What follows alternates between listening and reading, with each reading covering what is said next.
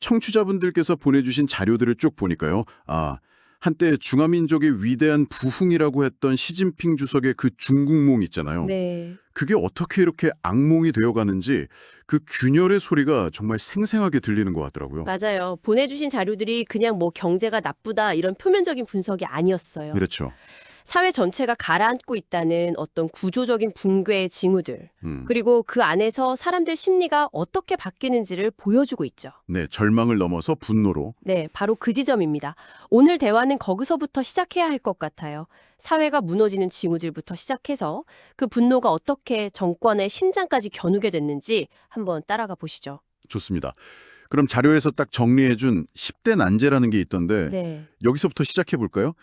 무엇보다도 가장 근본적인 변화는 역시 사람들 인식인 것 같아요. 인식의 변화요? 네.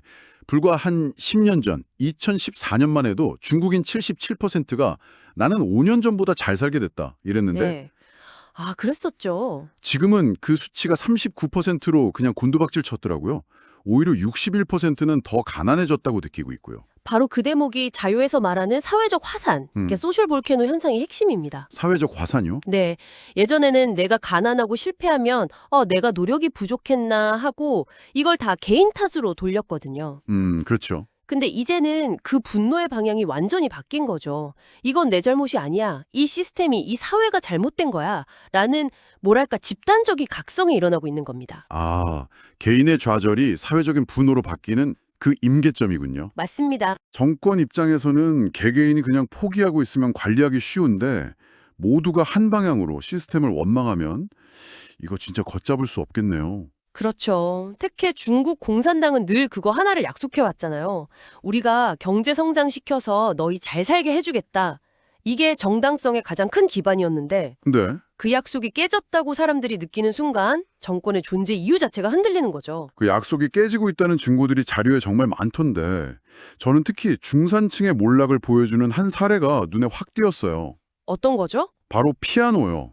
한때 중국 중산층 가정의 로망 아니었습니까? 피아노가. 근데 그 판매량이 급감해서 수만 개 매장이 문을 닫았다는 대목. 이건 그냥 물건 하나 안 팔리는 문제가 아닌 것 같아서요. 아, 맞습니다. 정확히 보셨어요.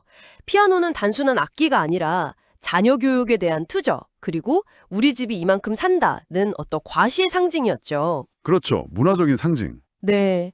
근데 그 꿈을 포기한다는 건 그냥 미래에 대한 희망을 접는다는 뜻이기도 하거든요.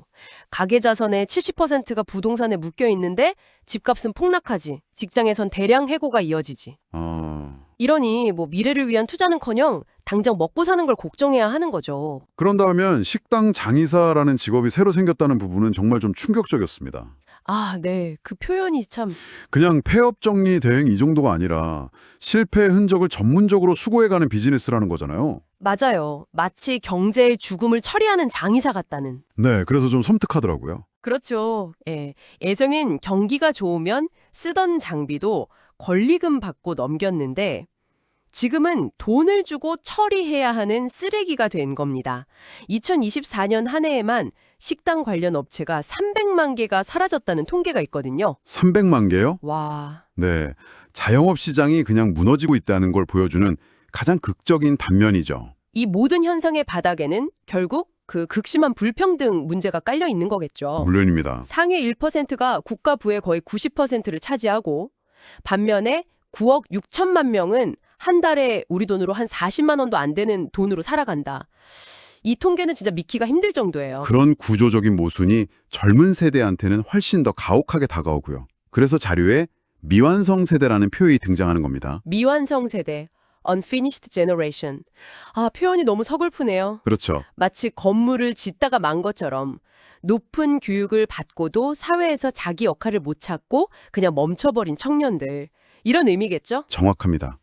매년 1200만 명씩 대졸자가 쏟아져 나오는데 비공식 청년 실업률은 50%가 넘을 거라는 게 정설이에요. 50%요? 네. 평생 교육 경쟁에서 이겨왔는데 사회에 나오는 순간 그냥 쓸모없는 존재가 되어버리는 거죠. 이런 깊은 절망감이 사회 전반에 깔려 있는 겁니다. 그렇게 쌓인 절망감이 그냥 마음속에만 있진 않을 텐데 자료를 보니까 이 분노가 결국 거리로 터져나오기 시작하더라고요. 근데 그 양상이 예전과는 완전히 달랐어요. 네. 시위의 언어가 바뀌었죠. 맞아요. 언어 자체가요. 이전 시위가 뭐 부패한 지방관리나 어떤 특정 정책에 대한 불만, 이 정도 수준이었죠. 네, 좀 제한적이었죠. 이제는 칼날이 정확히 한 곳을 향하고 있습니다. 시진핑 하야, 공산당 타도. 이렇게 체제랑 최고 지도자를 직접 겨냥하기 시작했다는 거죠. 심지어 시진핑 조상 묘를 파헤쳐라. 이런 전통적인 문화에서는 상상도 못할 저주에 가까운 구호까지 등장했다고요. 이게 공포가 사라져서라기보다는 절망이 공포를 집어삼켰다고 보는 게 맞을 겁니다. 아, 절망의 공포를 이겼다. 네. 어차피 이렇게 사나 저렇게 사나 희망이 없다고 느낄 때 사람들은 두려움을 넘어서는 선택을 하기도 하거든요. 지금 중국에서 벌어지는 일들이 바로 그 심리적 임계점을 넘었다는 신호로 보입니다. 구호뿐만 아니라 저항 방식 자체도 훨씬 대담해졌어요. 그 자료에 나온 G95 고속도로 터널 폭발 사건이요? 네, 베이징 순환고속도로. 네, 베이징 심장부에서 큰 폭발이 있었는데 당국은 아무 발표도 안 하고, 그러니까 온라인에서 시진핑 대역을 노린 암살 시도였다는 소문이 막 퍼졌다는 거잖아요. 여기서 중요한 건 그게 사실이냐 아니냐가 아니죠. 그렇죠. 최고 지도자에 대한 암살 미수 소문이 대중적으로 퍼지고 소비된다는 사실, 그 자체가 중요한 겁니다. 과거에는 생상도 못할 일종의 불경의 영역이었거든요. 정권의 어떤 신성 불가침 이미지가 깨졌다는 증거네요. 명백한 증거죠. 그런가 하면 그 강제 화장 정책에 대한 반발은 또 다른 차원의 저항을 보여주던데요. 아, 윈난성이랑 구이조우성 이야기군요. 네, 조상묘를 강제로 파헤쳐서 화장하려는 정책에 맞서서 수천 명이 한 달 가까이 시위를 벌였다는 내용이요. 이때 나온 구호가 시진핑 가족묘부터 파봐라 였고요. 이게 중국인들한테 조상 숭배나 묘자리는 그냥 전통을 넘어서는 가치거든요.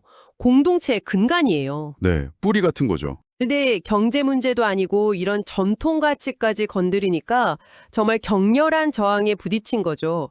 이건 전체주의 시스템이 스스로 무덤을 판 격이라고 볼 수 있습니다. 스스로 무덤을 팠다? 네, 조상 숭배든 마을 사원이든 종교 공동체든 공산당 이외의 모든 권위는 잠재적인 위협으로 보고 다 제거하려고 드는 겁니다. 아, 종교 탄압 문제도 그럼 같은 맥락이겠네요.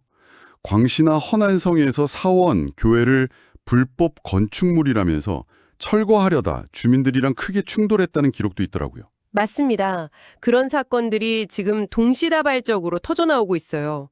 프리덤하우스 자료를 보니까 2025년 중국 내 시위 건수가 전년 대비 45%나 늘었다고 하는데요. 45%나요? 네. 근데 이게 세계에서 가장 강력한 감시 시스템이 돌아가고 있는 나라에서 벌어지는 일이라는 걸 생각해야 합니다. 아, 그렇죠. 그 감시를 뚫고 터져 나온다는 거니까. 네. 그만큼 저항의 에너지가 강해졌다는 뜻이죠. 이렇게 사회 곳곳에서 저항이 터져 나오는 분위기 속에서 웨이멍이라는 필명의 인물이 쓴 글 하나가 온라인을 뒤흔들었다. 이 대목으로 자연스럽게 넘어가게 되네요. 네.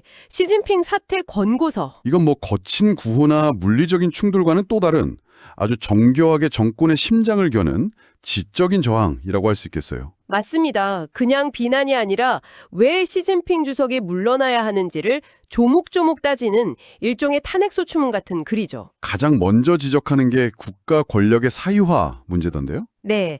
대표적인 사례로 그 스웨덴 국적의 홍콩 서점 관계자 구이미나이 사건을 들고 있어요. 태국에서 국경을 넘어 납치해온 사건이요. 아, 자기 명예를 훼손하는 책을 내려 했다는 이유만으로 한 사람 잡자고 국가안보기구 전체를 동원했다. 이 비판이군요. 그렇죠. 국가를 그냥 개인의 사유물처럼 썼다는 지적입니다. 그리고 그 끝없는 권력욕에 대한 비판도 이어지죠. 임기제한 철폐한 거요? 네. 헌법까지 바꿔서 종신 집권의 길을 열고 마오쩌둥 시대에나 보던 개인 숭배를 노골적으로 조장했다는 점을 아주 신랄하게 비판합니다. 신장 위구르나 티베트 이권 탄압 문제도 물론이고요. 빠지지 않았죠. 경제 실정에 대한 비판도 굉장히 구체적이더라고요. 실속 없이 국부만 낭비한 1대1로 같은 과시성 프로젝트부터. 네. 국제 무대에서 기본적인 외교 실수를 반복해서 국격을 떨어뜨렸다. 이런 지적까지 있었고요. 우한 코로나 사태나 정조 대홍수 같은 국가적 재난 상황에서 리더십은커녕 책임만 회피했다는 비판도 담겨 있고요. 사실상 통치행위 전반에 대해서 당신은 자격미달이다라고 불신임을 던진 셈이죠. 그런데 여기서 진짜 흥미로운 건 이 글에 대한 대중의 반응이에요. 아, 네티즌들의 반응이요? 네, 청취자께서 보내주신 자료를 보면 수많은 사람들이 이 글을 퍼나르면서 권고, 라는 표현이 너무 약하다, 너무 온건하다고 비판하고 있다는 겁니다. 아, 물러나는 걸로 끝날 문제가 아니다. 심판받아야 한다. 뭐 이런 식의 반응이 많다는 거죠. 그렇습니다. 물러나야 할 건 시진핑 개인이 아니라 공산당 전체다. 중공체제 자체가 무너져야 한다. 훨씬 더 근본적이고 격한 반응들이 줄을 이루고 있어요. 와, 이건 분노의 대상이 이제 시진핑이라는 개인을 넘어서 지난 70여 년간 중국을 지배해온 공산당이라는 시스템 그 자체를 향하고 있다는 걸 보여주는 아주 중요한 변화입니다. 오늘 저희가 살펴본 자료들이 결국 하나의 거대한 흐름을 보여주는 것 같습니다. 경제 기반이 무너지면서 사회적 절망이 깊어지고 네. 그 절망이 억압에 대한 공포를 넘어서면서 과거에는 상상도 못했던 직접적이고 근본적인 저항이 중국 사회 전역에서 터져나오고 있다는 사실. 바로 이거네요. 맞습니다. 사회적 화산은 더 이상 비유나 이론이 아닌 것 같아요. 경제 성장이라는 당근으로 정당성을 유지해온 정권이 더는 그 당근에 줄 수 없을 때, 그리고 다른 모든 불만 표출 통로를 막아버렸을 때 네. 그때 그 내부에 얼마나 뜨거운 마그마가 끓어오르는지를 보여주는 현실이 된 거죠. 마지막으로 청취자분들께 이런 질문을 한번 던져보고 싶습니다. 자료 속에 이런 구절이 있더라고요. 경제가 차가워질수록 사람들의 마음도 함께 얼어붙는다. 그렇다면 꽁꽁 얼어붙었던 수억 명의 마음이 어떤 계기로 한꺼번에 녹아내리면서 거대한 분노의 홍수가 되어 흐르기 시작할 때 과연 그 흐름을 막을 수 있는 댐이 세상에 존재할 수 있을까요?